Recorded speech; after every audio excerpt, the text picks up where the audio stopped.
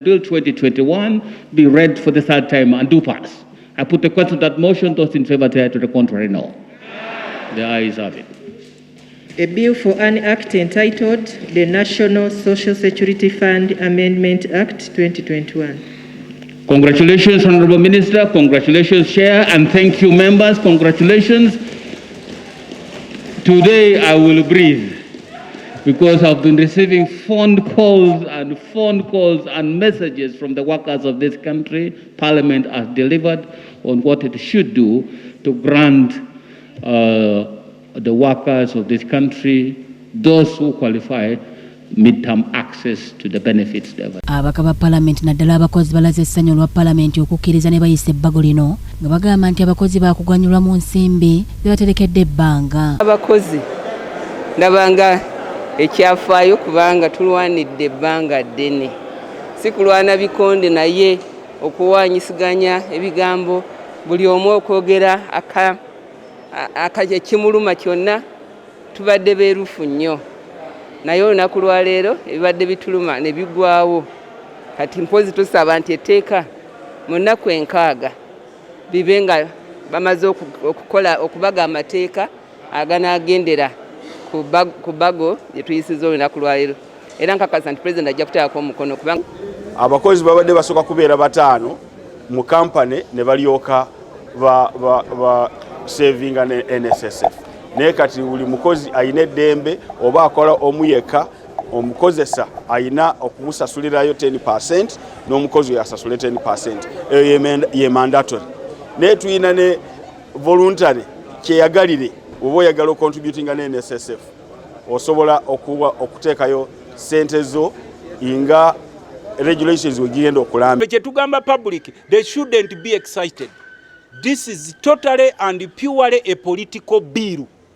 Egenda okutulubwa wali bajanalizing politically. It's not like other bills tujja wano simanyi tobacco and what bill eyo bateekako mangu omukono, simanyi homosexuality bill homosexual bill ebyo babiteekako mangu omukono, naye eno eriko okufulumya ssente ng'ekonomi eri bubi, ng'ekonomi erajana nti tuli bubi. Ate nga abakulu batugamba kati abamu finance nti ensi kati encouraging financial inflow, but erwana nnyo okulaba nti financial outflow bareducinga buli kubo lyonna erifulumya ssente. Tuzayoza abakozi okutuuka ku lunaku luno etteeka ne liyisibwa, gubadde mulimu si mwangu keba eri ffe Parliament n'eri abakulembeze abaliko. Tujjukira nti etteeka eryasooka ne liyisibwa Pulezidenti Museveni n'agaana odisayininga, era ne wabaawo eŋŋambo ezayitingana nti oba ssente yali yazikozesa ebibye. Ne tulowooza nti omulundi guno ke ligenze agenda disayininga abakozi balandika okufuna ku ssente zaabwe. Ekinaagaana tujja kulowooza nti kiri kye baali boogera mu ssente yazikozesa, ne tukisuubira nti ssente weeziri yateeka agenda disayininga abantu bali ku ssente zaabwe nga bakyali balamu, sowe n'okuwa abantu abala essuubi okusevinga ne NSSF. It's a political bill. Gy'olina okumanya minisita ayogera statement n'agamba muliyisa awo after all si buli tteeka nti likola. Minisita yakugamba nti singa tuba tukutte ku ssente ze NSSF lulinga ekonomi ekyafirayivinga nti ekonomi egenda kugira bwa. Ye ku luno teyagamba si wabula bwa. Kakati olwaleero ng'ekonomi yaffe ekola nga bwe mulaba ekola, nga buli entity eri totally empty. Kati ffe wano tuyisizza okuyisa kwaffe kwa njawulo nnyo, n'oli apendinga signature President nakyo kyanjawulo. In fact ayinza n'okutwala omwaka teri asobola mukaka kuteekako, n'atwala n'omwaka nga tateekangako. Ekyokubiri, obuwaayiro obumu obwali contentious bwe yali agiza kati ngaako ke baleese nti ssente bwe zinaamalanga emyaka 7 nga baziteeka ku account, ate lwaki savings zange oziteekerako obukwakulizo? Gwokimanyi nti no nti nyinza okuba nga nasalawo nti nzirekeyo at least 15 years nga nina investment gye njagala oziclaiminga nziteekemu. So kati n'okawaayiro kano akaleeta embiranyi President ke yali ayogerako kali related ku myaka.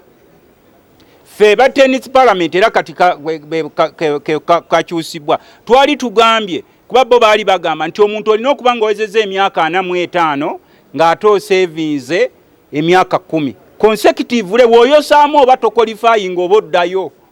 Kati ffe ne tugamba nedda twali badde tuleeta nti ng'ositooba ng'oweze emyaka 45 bye twali tuteesezza mu tennis Parliament kati ke bakyusizaamu wano. Ffe twali tugambye nti kasita oweze emyaka 45 oba nga tonna yes you qualify kati ono president agaye ekyo tekisoboka era kyebadde main contention wano gyobadde olaba eyali simbidwa kati ye n'aleeta nti olina okubalese nti olina okuba nga owezezza emyaka 45 ate ng'osevinze olaba obuntu obwo babugase wamu ng'ate osevinze emyaka 10 obutayosaamu ng'ekyo kiraba kiba kya buntu bulamu. Why do you discriminate a saver or a contributor? Nga we mu contribution kubanga buli omu aba contributinga abeerako neze tuyita emergencies ezisobola okujja. For example oyinza okuba nga tonaweza myaka 45 naye nga corona we yajja business ne ziggalawo. You could have access to your money n'otandika wali business. Oyinza okuba nga osavingidde emyaka egyo 10 naye nga waliwo wayosaamuko naye n'oddamu n'okomawo n'okola ki no savings so lwebigwa bitalaze naye wali badde accessing us. So ffe kye tugamba public they shouldn't be excited.